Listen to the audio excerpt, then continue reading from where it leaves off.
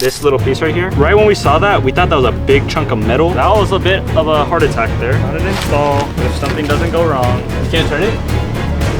Yeah, just give it a second. What's up, you guys? Welcome back to another Car Antics YouTube video. Today we got the craziest, most special install that we've done on my car. That's a little hint. I already started on it, but I don't know how to like pizzazz this. We're fucking boosted. Okay. All right, so I already started. As you can see, a lot of stuff is off my car. Took the intake out, bumper, draining oil. So if you turn the camera around, Derek, we'll go ahead and see what we have in store for today. We got a fucking turbo. Sheesh! So we got the JDL kit for the GR86 or BRZ. The turbo that I got is gonna be a 2971R, GT 2971R from Garrett Turbos. It's like the base entry level from JDL, but honestly with that you could push roughly probably like 450 on E85, which is honestly the highest that I'm comfortable going with on a stock motor. Obviously, we have people out there who were pushing 600. Shout out to Chris Borges and K24 Austin. But they didn't push it for that long. They say the reason their motors blew were not connected to how strong the motor is. Chris, his clutch was spinning, so he over-revved it because his clutch like gave out while he was doing a pull. And then Austin said his wheels spun, which caused his RPM to shoot up and go past red line as well. And that's why their blocks blew. Who knows? They weren't driving it for that long. No one really knows how reliable these are at that amount of power because obviously, not many are boosted or have been boosted for that long. But based off what people have saying, a comfortable, line to get to is like 450. That's like kind of already pushing reliability, people say. I would probably daily drive around 400. And then 450 is just on E, so that's what we're working with. Kind of already started most of it, like I said. We're gonna go ahead and take the crash bar off right now, install the intercooler. Actually, well, we're gonna probably take the oil pan off first. That way we could put the new one on and let it take its time to settle. So yeah, let's get right into it. All right, just like that. Got the crash bar off. All you need to do is take off 4 bolts on each side, so 8 in total. Some of them might be a little hard to get to. I would say one of them on each side, use a wrench. I don't know why I forgot wrenches exist. I was trying to use a socket. Don't use a socket, use a wrench, it'll come off. Now that we got this off, next is just installing the intercooler. I believe the intercooler bolts up to these 2 holes, some of these holes on the back. I think these smaller ones right here, bolts up to this, and then you just put the crash bar back on, and it is nice and out of the way and clean. So we'll go ahead and do that, and then work on routing all the piping for the turbo.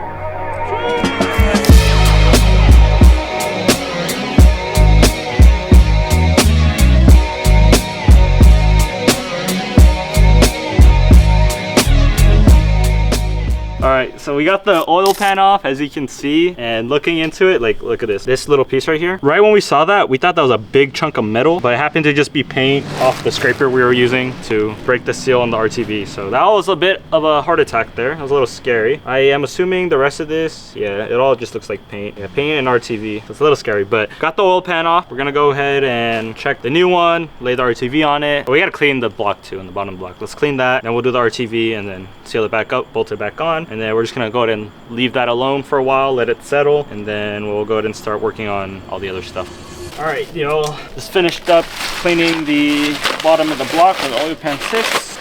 And now we're gonna go ahead and prep a new, I should probably not talk while doing all that. Prep the new oil pan for putting onto the block. So basically, we're just gonna need to put on these little gaskets onto the pickup and then RTV around. And then we're gonna go ahead and stick it up onto the block, put the bolts in, I believe. And you just search up the order of how the bolts go in and then torque it down to like, it's 4.7. We're just gonna go 5 because whatever. And then make sure you clean out the inside, no shards or anything in here. So yeah, we're gonna go ahead and do that real quick. Here's a cool little cinematic of it. Let's go.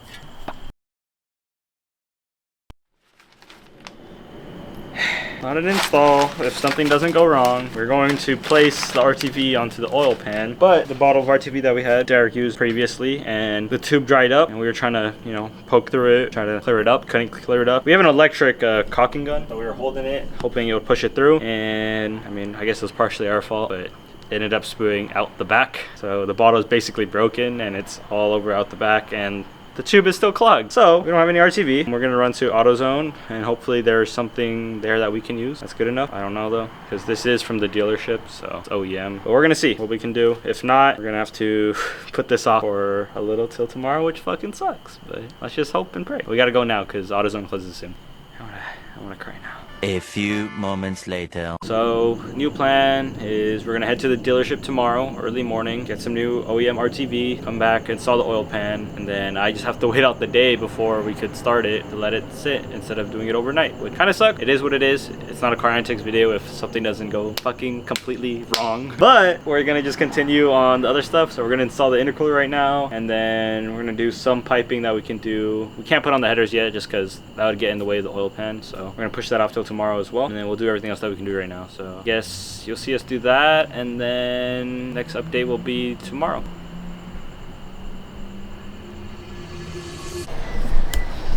Good morning, y'all. It is 8:30. Just got back from getting RTV from the dealership, and now we're gonna install it onto the oil pan. Shit was like fucking 70 bucks though for that fucking bottle. That's crazy. But yeah, had to do it. Can't wait. Guess it's like a convenience fee instead of waiting like a whole ass fucking week or something ordering it. I just did it because I need my car running again with the turbo this time. So let's go ahead and get the RTV on the oil pan. Hopefully we don't fuck it up this time. Do it. Yay. I'm so tired. It's so early.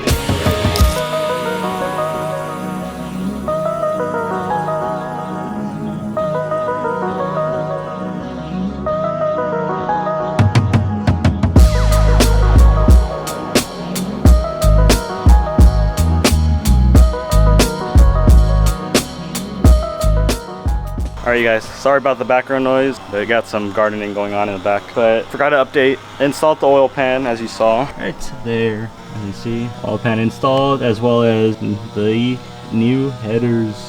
So we got these UEL headers, and they're gonna be in a black Cerakote coating, as you can see. And it comes up to where the turbo is gonna sit right here. I did run into an issue though when trying to put the turbo onto the header. The wastegate interferes with this fan, so I don't know if there needs to be some adjustment to it, but I was trying to tinker with it and I couldn't find a way for it to fit. So I just messaged Jesse from JDL to see if I can get an answer back, hopefully. But for now, I'm just gonna go ahead and see what else I can do. Oh, also installed the GJP oil pressure sensor from Flex Fuel Kit onto the front. As you saw in the last video, when I installed the Flex Fuel Kit, it was up top before on the top galley, but now since we're gonna have the turbo oil feed line coming through there, I go ahead and did it down to here. Asked Zach from CSG if it was okay to just unplug and completely remove the stock sensor that was here, which honestly I think is pretty useless. By the way, it doesn't show any oil pressure. It just tells you when there is zero oil pressure, which at that point it's already too late. Your car's probably fucked up, but you can remove that and then just put on the new one from the Flex Fuel Kit. So quick little update. I'm gonna go ahead and try to figure out what to do with this whole thing right here and the turbo, but yeah, I'll be back with you guys once I figure that out. All right, what's up y'all? Been a little while since the last update. Sorry for not filming, but every fucking house around here just had gardening going on today, so there's just fucking noises the whole time, but made lots of progress. Check it out. So as you can see, turbo is in there, and I believe the last update was saying the wastegate was hitting the fan shroud right here. So I don't think this is the way. I'm pretty sure it's supposed to just fit without any cutting, but I legit just cut part of the fan shroud, the parts that I was hitting, out, and then the wastegate just fits right in. I make sure that the fan still spins without hitting anything, and it's clear. And then from there, I, as you can see, did lines for coolant coming out of the throttle body into the turbo. Still need to connect them and tighten them. The oil line runs perfectly to where it needs to, along with the two coolants. And then from that, I went ahead and connected the downpipe. Oh yeah, one piece of the downpipe right there, that's the cat. Well, I guess the actual downpipe going down from the turbo, right? Still need to do the hold side into the intercooler, as well as charge pipe into the throttle body. But I'm going to work on that right now just because I was trying to get everything done first before I worked above it. That way I had all the room I need. And then once I run all the lines, honestly, thinking about it, that should be it. Oh, I did lose a nut to the V-band. I don't know where the nut is.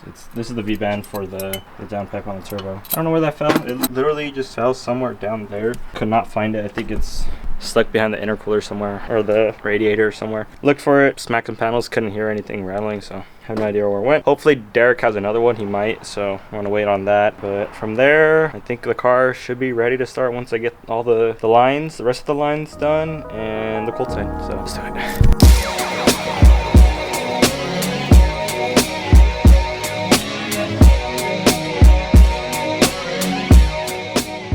What's up guys, it's Andrew back with another update for the GR. Wait, hold on, before we got Matt over here. All right, on a serious note, last update, have no idea where that was, but countless hours have been put in finally completing this fucking kit. As you can see, scratches all over my arms, hands are dirty. I've been to war and back, but it's complete. We're gonna go ahead and prime the engine, the turbo with oil, and then first start. Hopefully everything goes well. You want to talk about some of the stuff you found confusing and you would recommend to help out anybody with the turbo kit? Not really, but okay. One thing, this intake, I think honestly, I don't even know if there's another way, but the way I did it, I had to take this bar off, or at least the bolts off, and then you could just kind of move it to snug this in there. Honestly, it was a lot of trial and error. I think the hardest parts were just getting these pipes into the couplers and stuff with the bands on them. That was like very difficult, but kind of finagle with it. Use like some soap water, Windex. We use Windex, works pretty well. Oh, one mistake that I made, I totally forgot to put the oil return line thing onto the turbo before putting the turbo in the car. I recommend doing that first, otherwise you're working like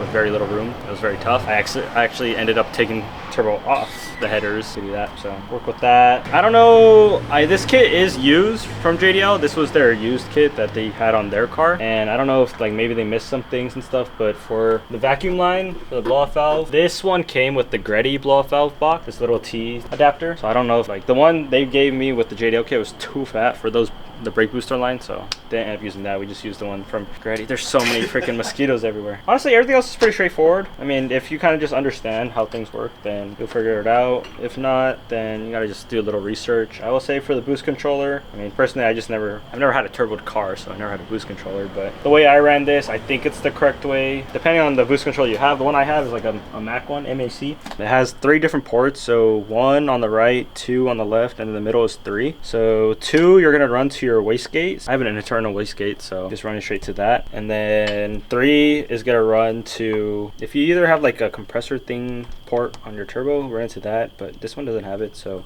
there was a port down here on one of the pipings that the wastegate would connect to. Derek said that was the right one, so I just put on that one.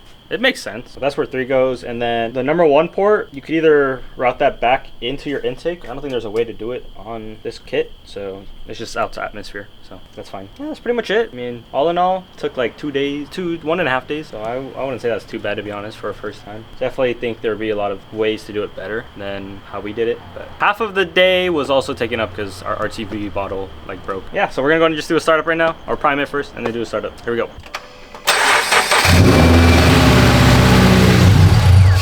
This guy.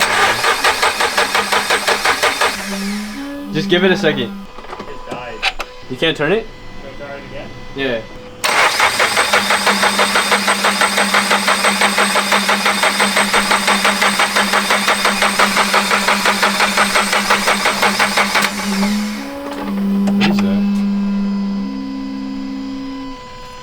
What is that? Bro, it sounds like metal's hitting or some shit.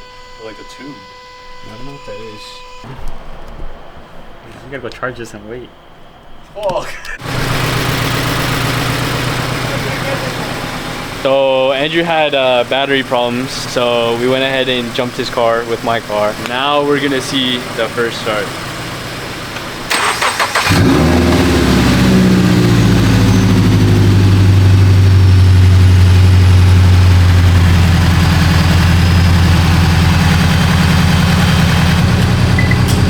Running. It sounds normal too. You can hear the turbo a little bit. Let's go. You can't hear that on Derek. You can't hear his turbo.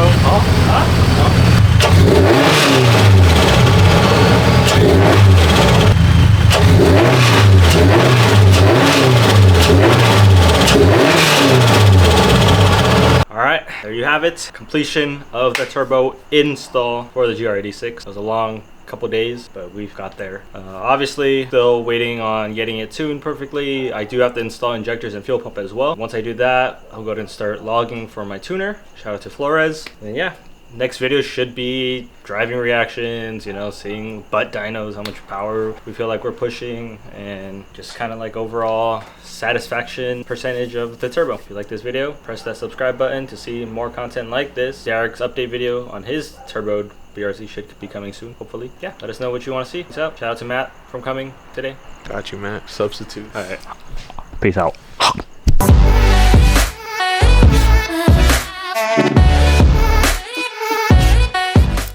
What am I? Wait, this It's not a good thing to film. I'm looking for my tools. Boosted.